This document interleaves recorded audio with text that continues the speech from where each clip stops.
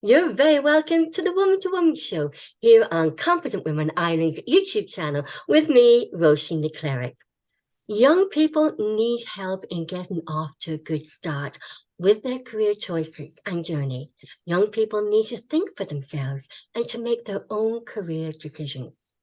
Parents are regarded as people's primary responsibility for making and helping and supporting their teens make informed course and career decisions.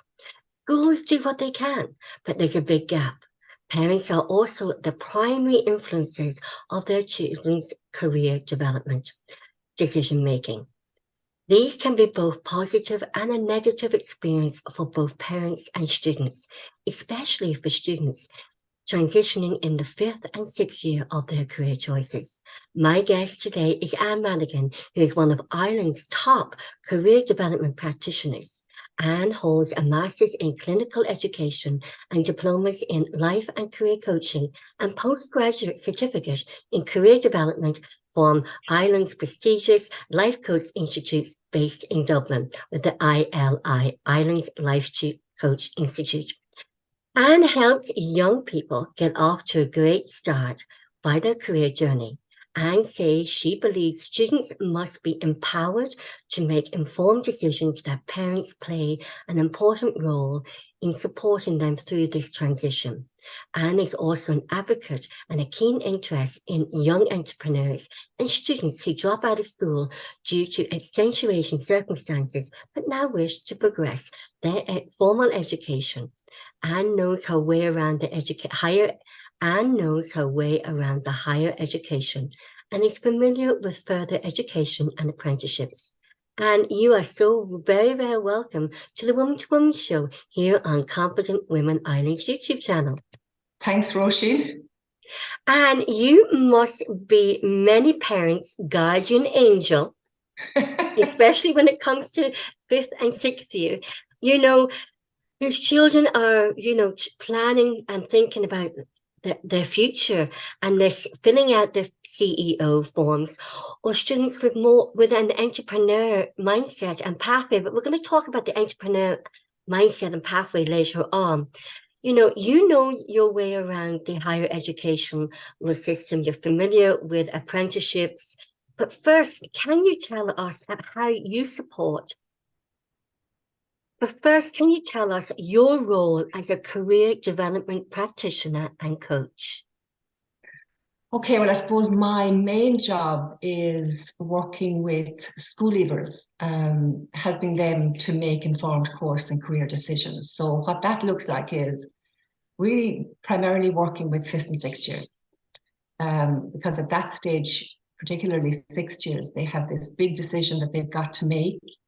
And very many of them have difficulties with it. I mean, a lot of adults actually will say they still haven't figured out what it is that they want to do when they grow up. So how can we expect, these secondary school students to know? So that's my primary area of work. I also do some work with students who maybe have started college and who are thinking about dropping out. And as you mentioned earlier, something that's, I suppose, come up very recently and is very troubling is working with students who've actually dropped out of secondary school. Yes. And it's happened during COVID, and that they developed like chronic anxiety so that they actually can't go back into the school setting. But the people that I'm working with, they do want to progress their education. So it's how to find a way of helping them, but yet not pushing them back into secondary school. Yes. And how do you work with teens in this? And, you facilitate them and work with teens. You support parents supporting their children as well. We'll talk about that another little bit later on.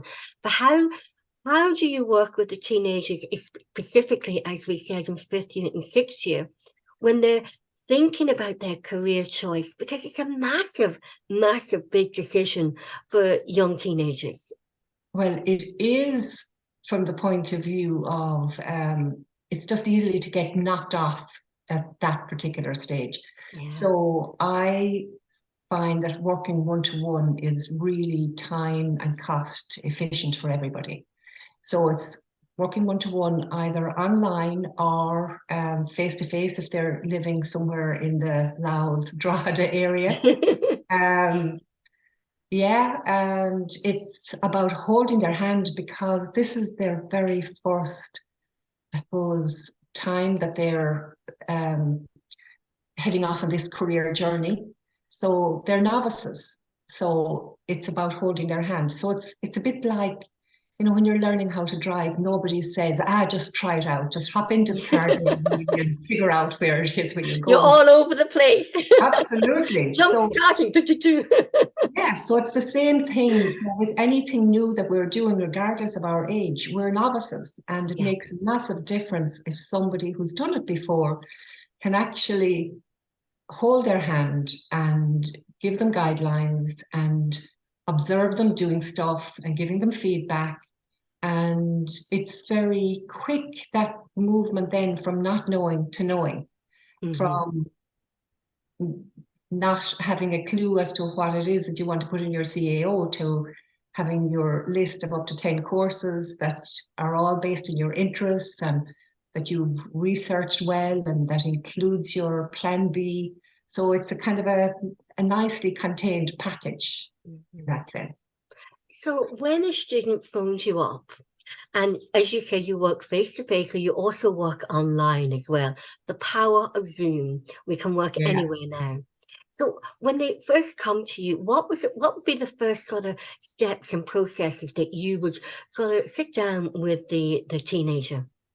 Very first thing I do is help them identify their interests. I discovered a long time ago that when I had a small little group of students, I didn't start at that particular point, and by break time I thought, oh, I could just see the shoulders sagging, and I thought I'd be very lucky if they'll come back.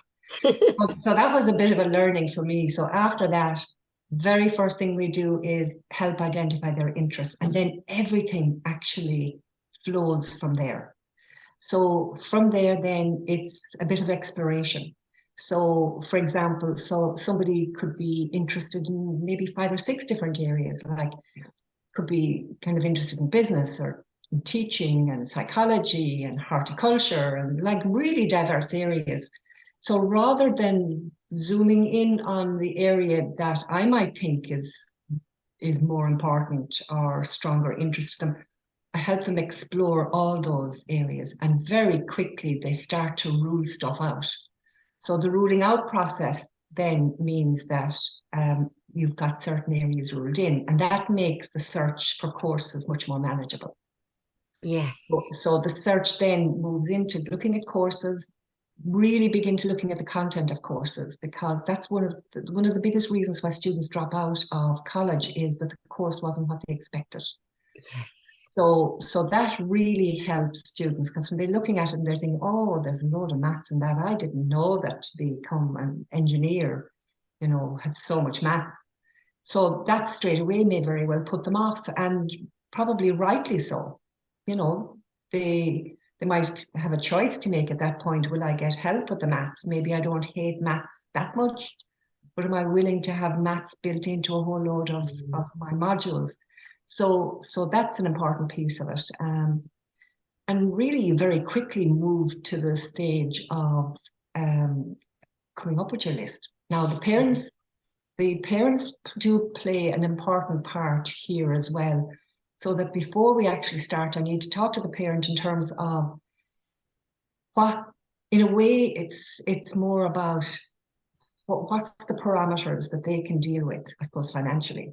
So are they happy with their teenager maybe going to another city, getting accommodation, maybe campus accommodation, or do they want their teen living at home? In which case you start then with the colleges that are within commute, but a realistic commute. So for example, like an hour and a half or 2 hours traveling is not realistic. You have to get them thinking about, well, what are you giving up if you're going to be commuting 2 hours each way? Where's the fun of the extracurricular activities that are so important? But again, a parent might then decide, well, they can commute for the first 2 years, but maybe then they'll stay on campus for a year, so they can start kind of thinking about the costs associated with that.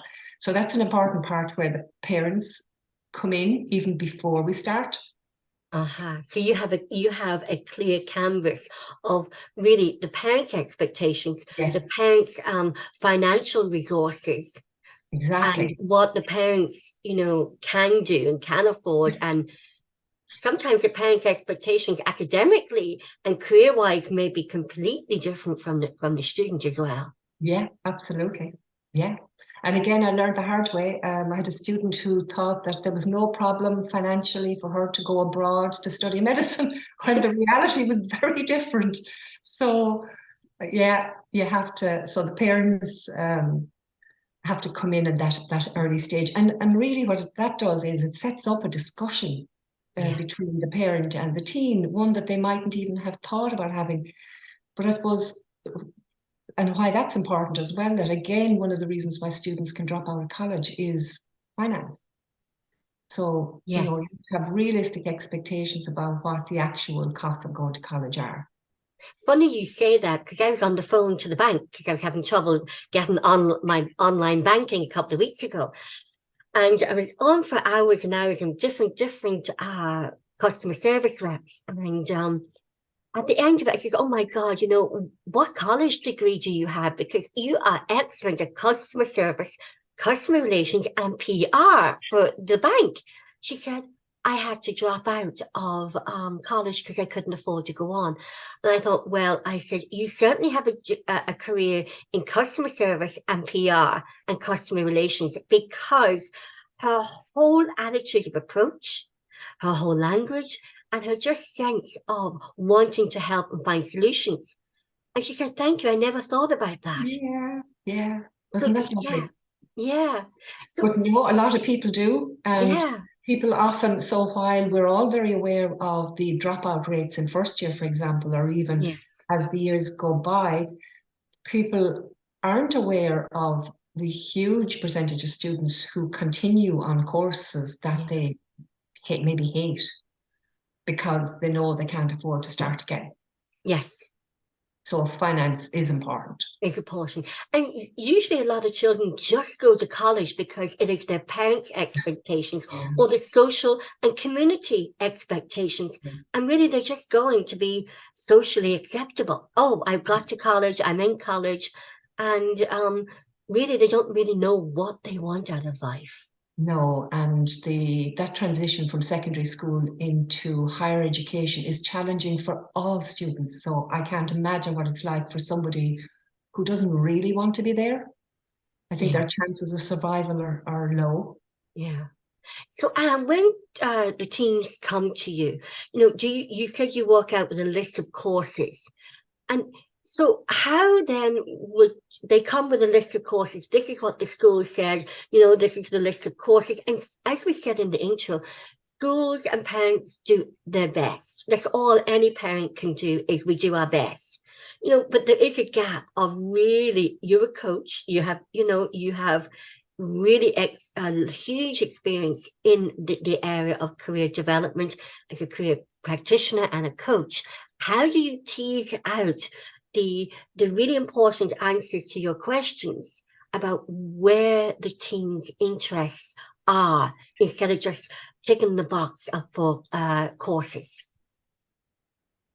So is the question, how do I help them figure out what their interests are? Yes, apart from ticking the box of the courses that have been given to them by the school or Yeah. that are on the CAO. Yeah. So the schools don't tend to give them a list. So the schools they have a particular role, which is very different to the parents' role. So their role really, I suppose, they've limited resources. So whatever they do tends to be to the whole class, or there might, if you're lucky, you might have one-to-one session at some point. But in doing that, the student needs to go in all guns blazing in terms of really knowing, having a very good idea as to what they want, and then they're looking for very specific answers from their career guidance teacher. The students that I see aren't at that particular point. They're either saying, I haven't a clue, what I want, or they're saying, I'm interested in A, B, C, and D, and I don't know which one is the main one, and I don't know how to start looking for courses.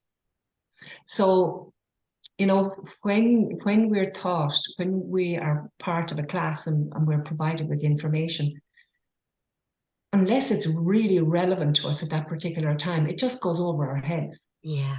So it's not like they have never heard about certain things or certain search engines for courses.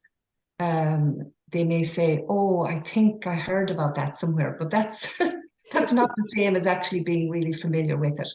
So that's why I think that one-to-one piece becomes really important, and it's, as I said earlier, it's very time efficient and effective because it's that hand-holding piece until they're able to do it themselves.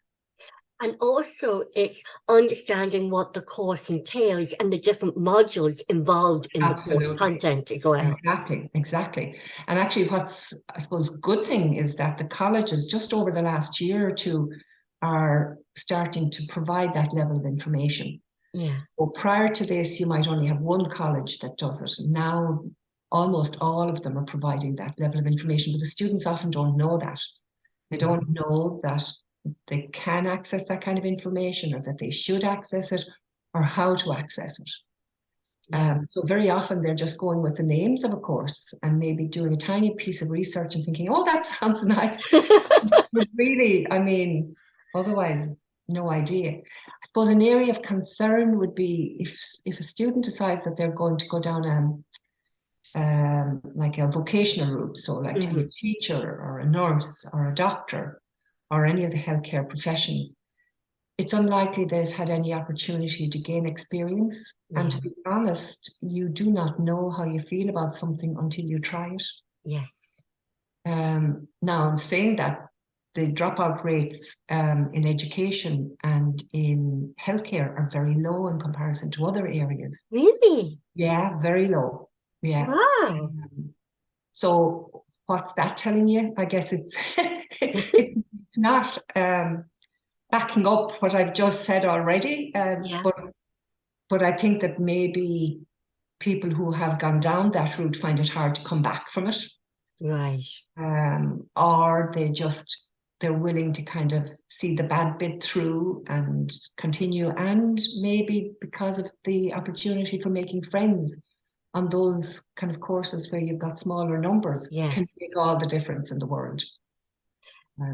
Yeah, and especially so then you help them find out, then you really get to know what their academic achievements are, what their interests are, what the parents' affordability, and also how they can, the finances. You help them get a roadmap from their career choice right up to actually choosing a third level education course.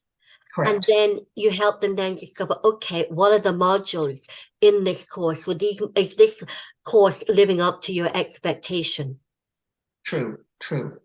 And I suppose what you're kind of reminding me of then is the fact that, so as I mentioned earlier, sometimes I'm working with students who are in college, but they're looking at dropping out. Yes. And I think there's an interesting piece there that it's actually very hard for them to figure out whether the problems are kind of teething problems, or whether they actually are on the wrong course. Sometimes so it's well worth teasing out, because sometimes it could be purely because they haven't yet made friends. Yes. So they might think that they hate the course.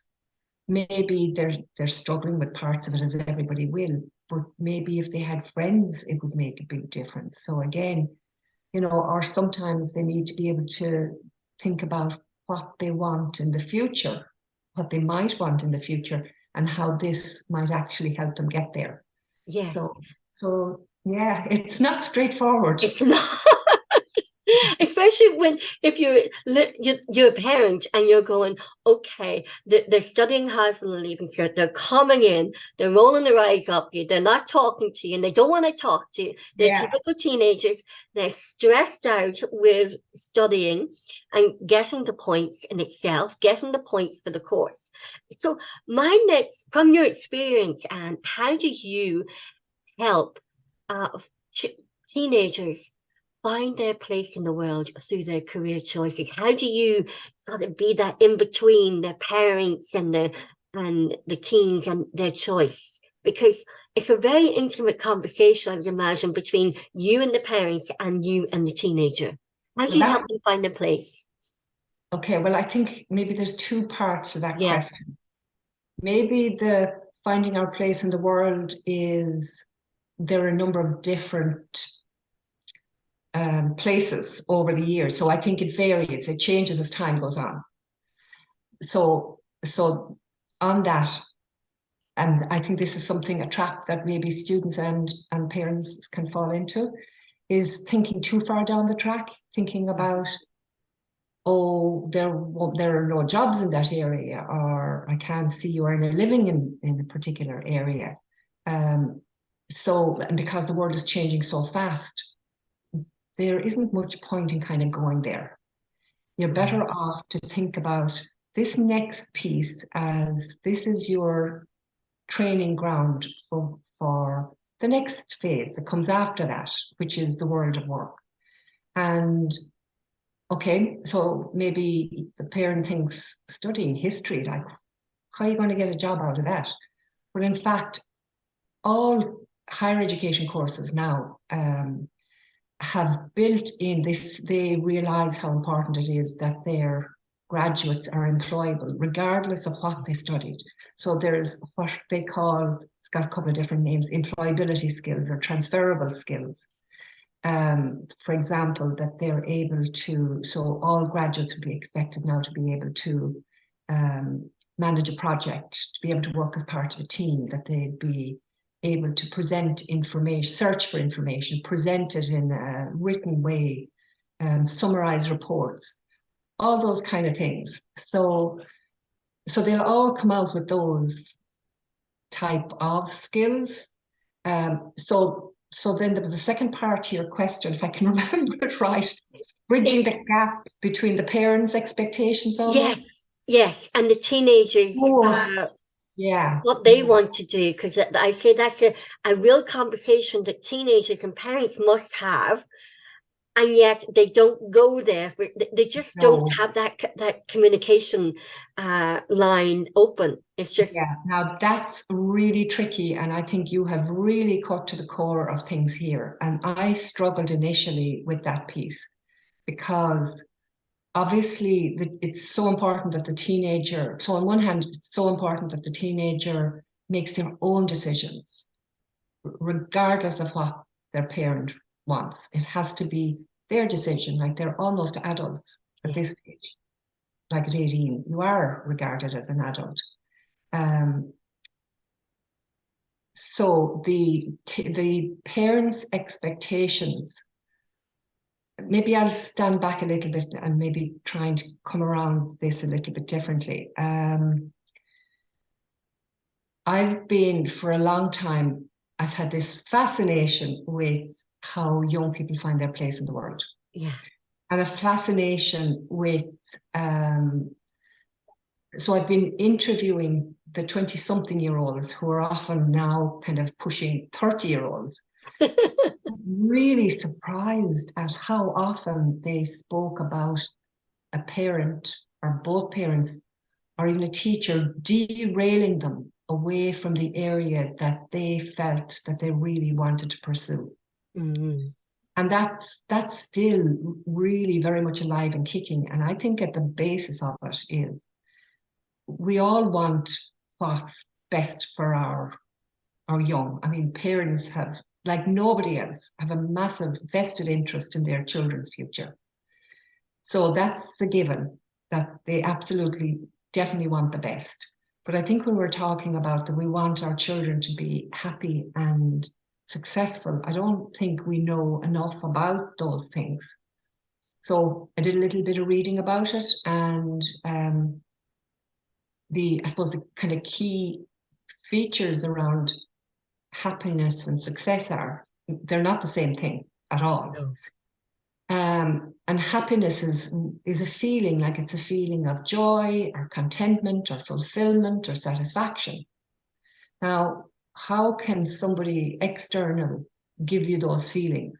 They can't.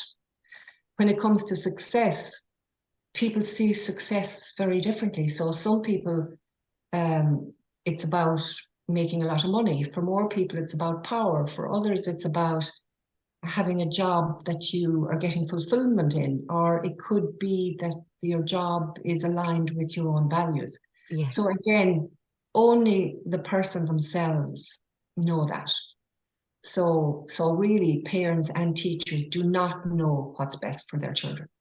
So back then to the question about how do you negotiate that? Yeah, that's a big, tricky question. Well, yes, it kind of is. And I suppose it would be fair to say that while most parents are very happy with what I do, if a parent wants me to do what they think is right for their child, then we're not going to get on so well. But I would But try. you help get that conversation Yeah, going, yeah. and you help get them communicating. Yes. So my job is to work with the team on their own. We've already kind of discussed where the parameters are in terms of where college might be. It's about working with them, then teaching them how to research.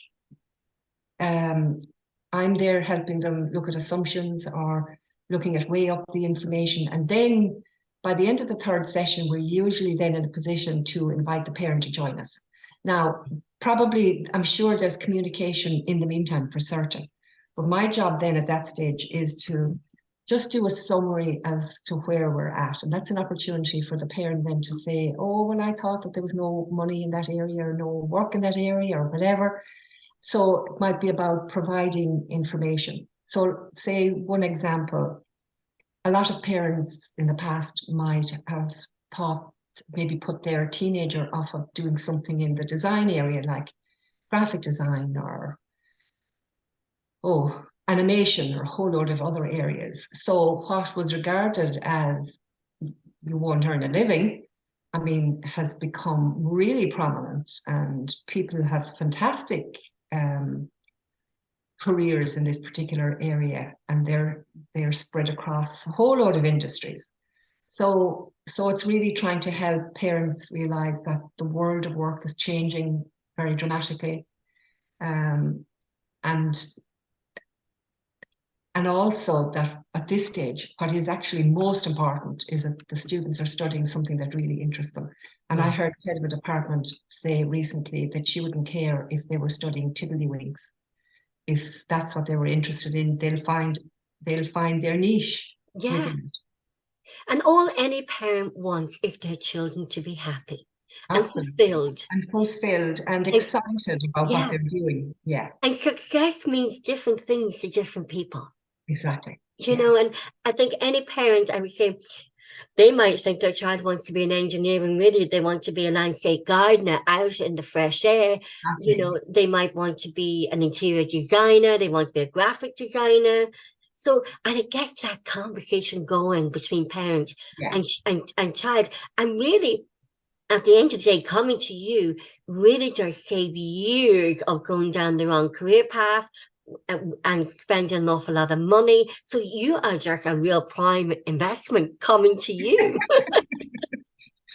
Thank you. Certainly, they save a lot of money in not dropping out of Yeah. college. It's funny how you talk about, derailing your children. I have one, my daughter has always known what she wanted. And whereas my son, from he was 2, he just wanted to join the military. And I said, oh, yeah, I'll give you my blessing. You join the military, but, you have to go to college first. And then he was going to college, and in second year, he said, stop me. And I knew he wasn't going to lectures because we were both in college at the same time. So I knew when I turned around and there he was, like any mommy, he thinks I'm the ATM machine, typical. So one day he stopped me and said, Mommy, can we go for coffee?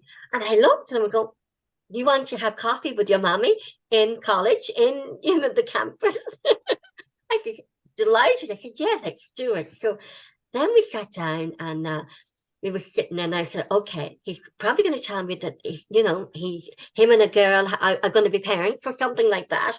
So I was busy looking around to see what girl was watching me. And, because you know how they'd be looking for the mother's reaction. And he said, Mommy, you know how I applied twice before to join the Defence Forces? And I went, yes. I said, yeah, you're going to apply when you finish your degree. That's what I know that's what we agreed. He says, Mommy, I've applied. And you know how back then you could only apply 3 times. And I went, right. And he said, and the recruitment and interviews will be in, I think they were in June, around the June time. I went, right. He says, I said, but what about college? He says, Mommy, I hate it here. I hate engineering. And I think he was waiting for me to go, oh, you can't leave college. And I just looked back and I looked at him and I said, you know what? You're not happy. You're not happy. You only came to college. You only did your leaving cert. You only came to college, study engineering to please me. That's no life. And it was around March time, I remember. And I said, well, there's no point in you coming into college every day with me, getting up at 7 o'clock, in the car at 8 o'clock, driving in and going into the student union and knowing that I think you're in lectures when I know you're not. So I said, are you going to finish your exams? He said, well, there's no point. And I said, you know what then? Maybe you should think about leaving now and preparing yourself for the career that you want in the Defence Forces. And it really was a conversation really where he was relieved and I was relieved. And I just thought, he's not happy. He's only pleasing me, the parent. And the proudest day of his life was when he finished his training in the Defence Forces and he put on his number ones for his passing out. And I just cried with pure pride as a mother, knowing that he was happy. It really just shows a real adult to adult conversation. Yes. So you get an A there, Roisin, for sure. Oh, I don't know. Thank you. It took me a long time. See, my daughter always had this structure of what she wanted, and she always knew, and she's achieved that now. Where's my son? And now, he's in the Defence Forces. He's doing something he loves. He's always wanted to do since he was 2 years of age. My daughter's doing something that she wanted to do since she was 10. So she always had that tunnel vision where my son didn't know. And that's why I think it's lovely that you help teenagers find their way in the world through their career choices. That must be a lovely gift, Anne. Well, it is lovely. But then you have to pass them back to their parents. Well, there again, you give that gift to the parents, that there's a conversation going, there's an awareness, there's an understanding of what the children, their teenagers want. And sometimes we adults, we parents don't know because they don't talk to us when they're teenagers. Yeah, so you facilitate that lovely. Yeah. So it's a great privilege. Yeah. So so that is really part of helping the teenagers grow and develop, isn't it? And really, really have a pathway in their lives. Yeah, just for the first phase. After that, then they'll have grown and developed over those 4 years and they'll have a different path to take. So yeah, it's better to just see it in phases. So teenagers, like all of us humans and adults, we have to manage setbacks. But really with teenagers, that must be really hard for teenagers to manage setbacks because in school, everything's structured and in school, and then they come home, they do their homework, they have dinner, they have extra school activities and curriculum. So how, in your experience, have you noticed? And so there's 2 questions again. How do teenagers manage setbacks, and how do you help them? I think that's kind of outside of my professional area, but what I do notice when I'm working with students is if they're independent, you just know that they're going to be able to manage. Mm-hmm. And an independence that comes with maybe working for the summer holidays, doing some work Yeah. maybe on a Saturday. Like if we're to just look for a minute at, again, something I mentioned earlier but didn't elaborate on it, is that transition between secondary school and higher education being Yeah. so challenging. And there are a couple of key areas. One is they having to take responsibility. Like up until then, they haven't been given an opportunity to take responsibility because exactly as you said, that their days are like totally managed for them. And the second piece is actually time management. So in a way, the responsibility and time management, there's a strong link between them.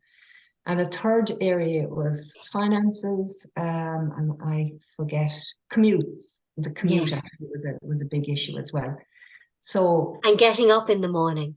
yeah, there's responsibility. So yeah, exactly. Like so, And they're going to lectures. how do you prepare them for that? I think the summer job, the Saturday job is second to none because they have to show up. They've got to learn new stuff. They've got to take feedback, even when it's negative feedback, and Yeah. develop responsibility in that whole time piece. So yeah, I mean, I think it's hard to beat paid work in terms of Yeah. helping to develop those couple of key skills. As you said, it helps them teach responsibility, Yeah, think for themselves, manage finance, absolutely independent. That's independence, yeah, and that independent thinking of yeah, being taking responsibility for their lives as well. absolutely. And I suppose in terms of the working and earning, usually they're slow to give up their earning capacity, Yeah. which we all would be. And there's research that looked at, so I suppose what's happening in higher education now, they're saying that, and it's an issue. They're saying that all the students are working. And instead of the students working part-time, very often now they're working full-time, and their full-time education has become the part-time piece. So there's been kind of a change in that sense.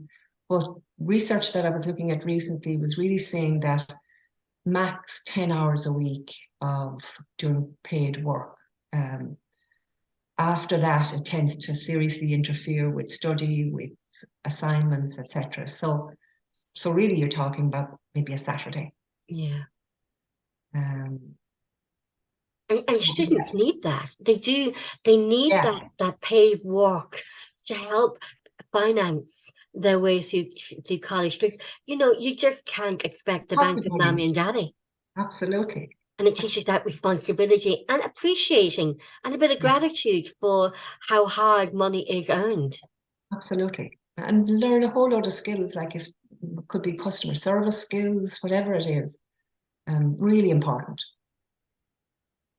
So you also support parents in this chapter of the student's life. You also provide and offer seminars for parents. Can you tell us about that?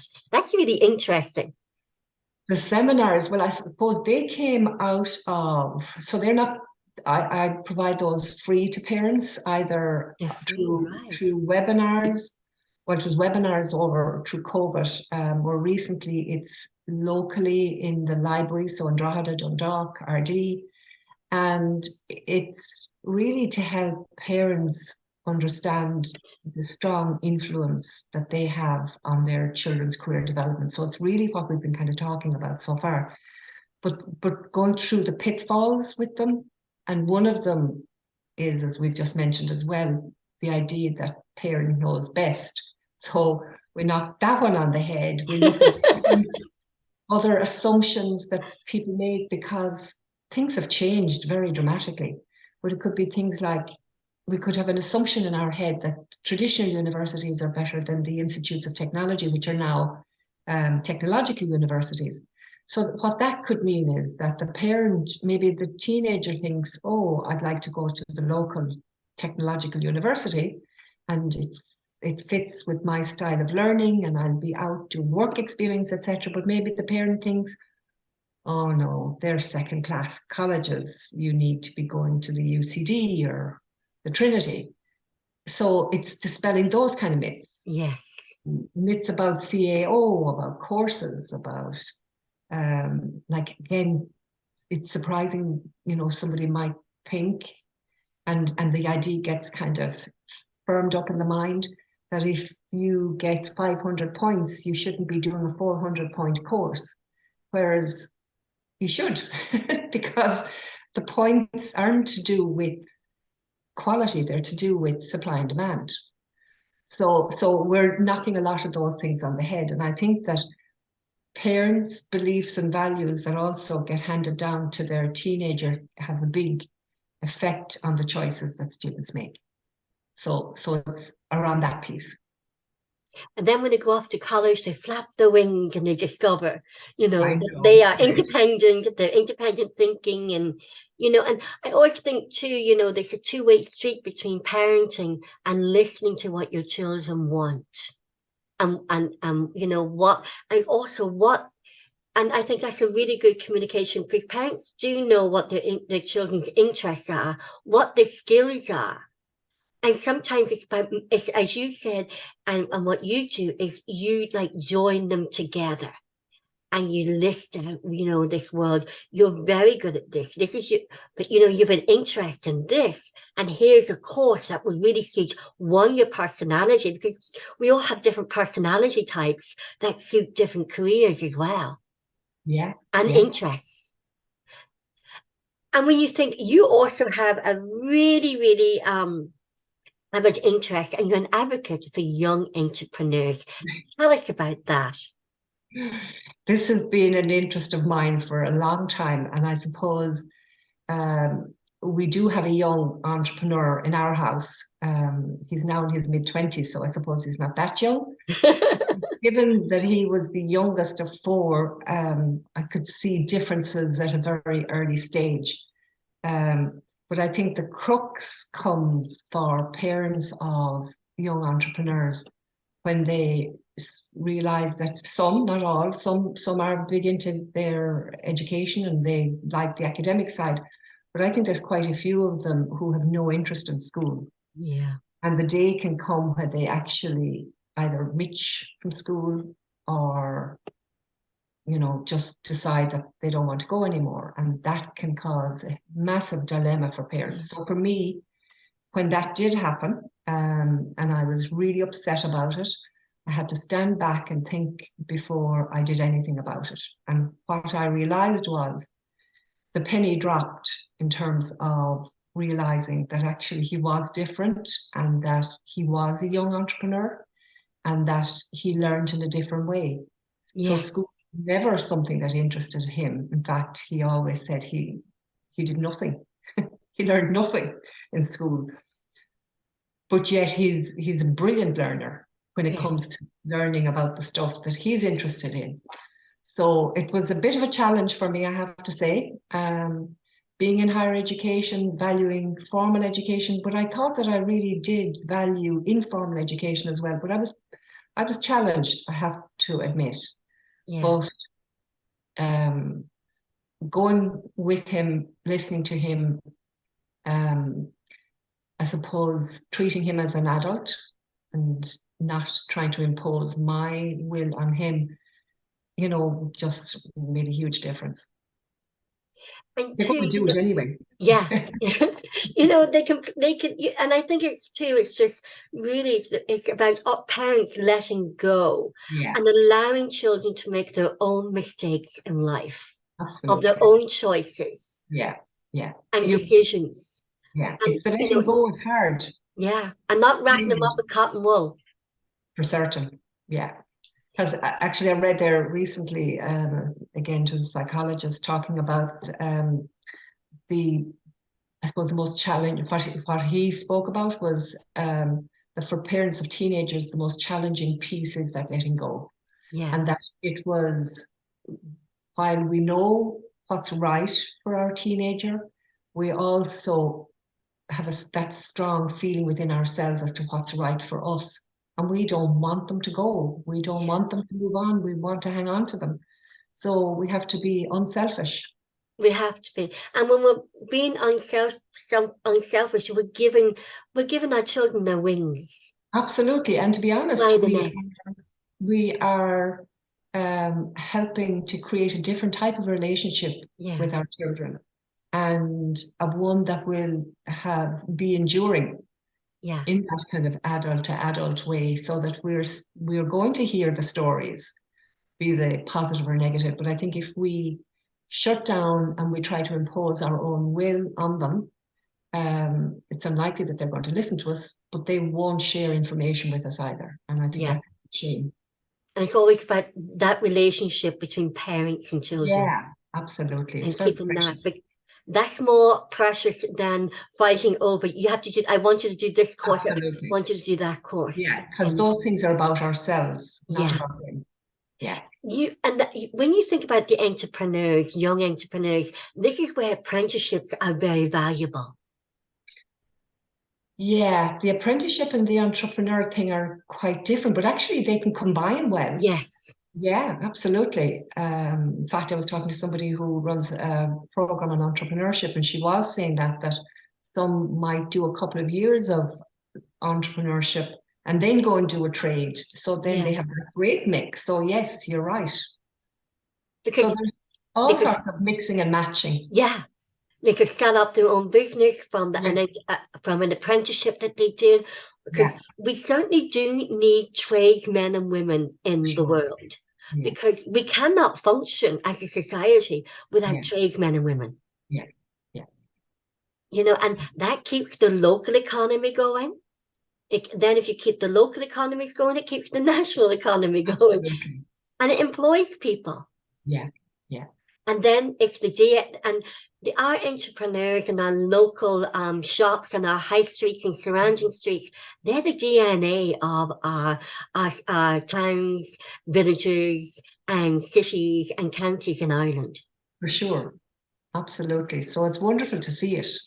Yeah. It's a form of giftedness. Yeah. And in itself, you know, not education and academia doesn't suit everybody. No, I have one child who's highly academic, can remember, pass any exam. And you know, she said to me one day, she says, well, I wouldn't expect anything less. And she said, that's an insult. You wouldn't say that to Keela, no, you know. But I know that that's what she loves and she's very good at. With my son, it's like, give him something to do, let him think for himself. They have two completely different mindsets, skills, and strengths. Yeah, so really with your son, you're talking about being very strong in the practical intelligence side of things, and maybe creative as well. Very creative, yeah. Yeah. You know, you could give him anything on the computer to do. He's a genius when it comes to computers. Give him a hammer and a nail and he can make anything. You know, give him a video camera and he actually just, you know, he's amazing with the video camera or with the camera.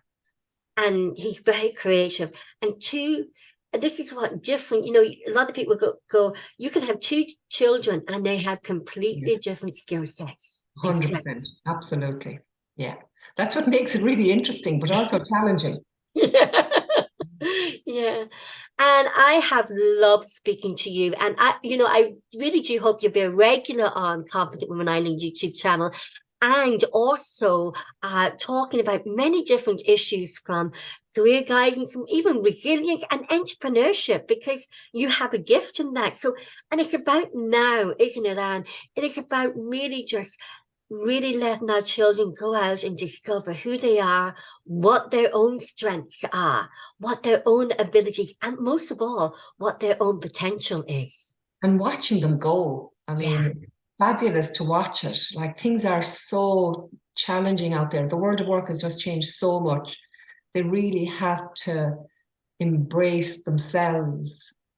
So really there was a time, I think, when we and our work were different, were separate, whereas now it's one and the same.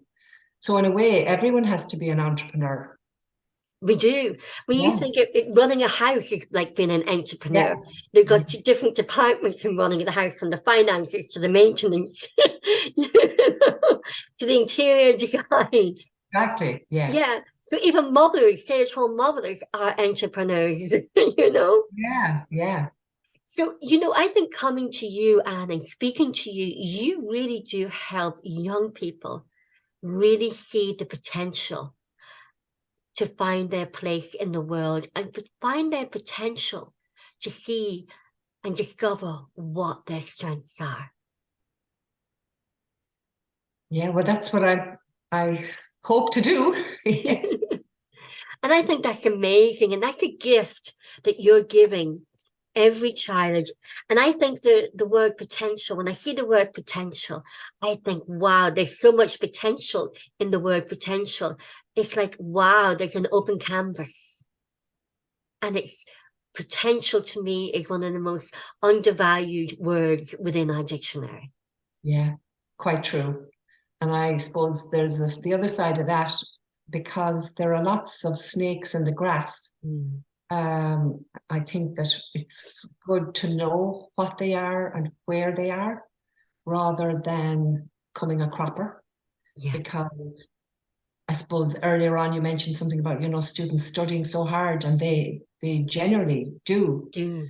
but with the expectation that that will lead to something positive for them, and it doesn't always. Like, they can No. really fall at that particular fence. So I suppose that's why that transition period between secondary school and the next piece, I think, is so vital, and it needs attention.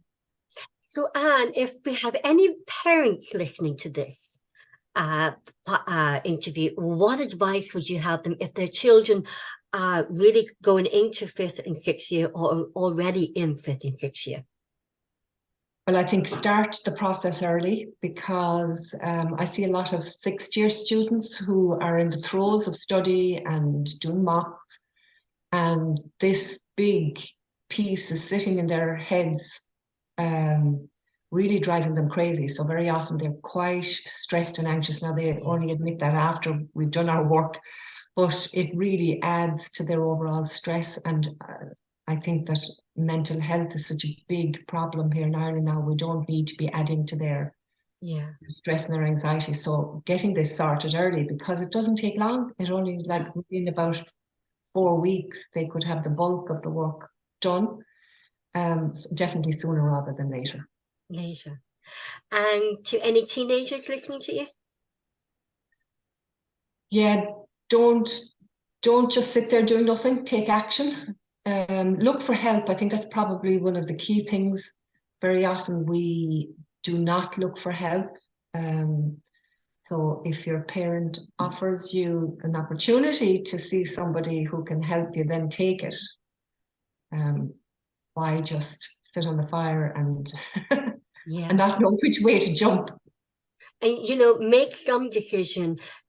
Do have a plan of action, Absolutely. Because it even if takes it's, all the stress out of it. yeah, even Yeah. if it's going on apprenticeship, if it's starting your own business, even if it's selling sticks for the firewood, or if Absolutely. it's doing something. Have a plan, have a structure, Yeah, and a purpose to get up in the morning after the exactly. leaving cert. And the leaving cert isn't the be all and end all of life. There's life after the leaving cert. There certainly is. But as you say, having a plan of action is really important. Yeah. Not Having a sitting around. purpose to get up in the morning is so Yeah, important, even to young people. yeah, yeah, for sure. And how can people get in touch with you? So my email address is ann@annmangan.com. Website is www.annmangan.com. And my telephone number is 086 810 8192. And you're based in, I am based just a little bit north of Drogheda. and so you can also speak to people face to face or online as well. You have Yes, those options. yes. And what I'll do, Anne, is I'll put all your contact details in the description box below for people that they can just click on the link and they can get to your website or your social media channels. Great. Thank you very much, Roisin. It was a pleasure talking to you. And I really enjoyed it myself.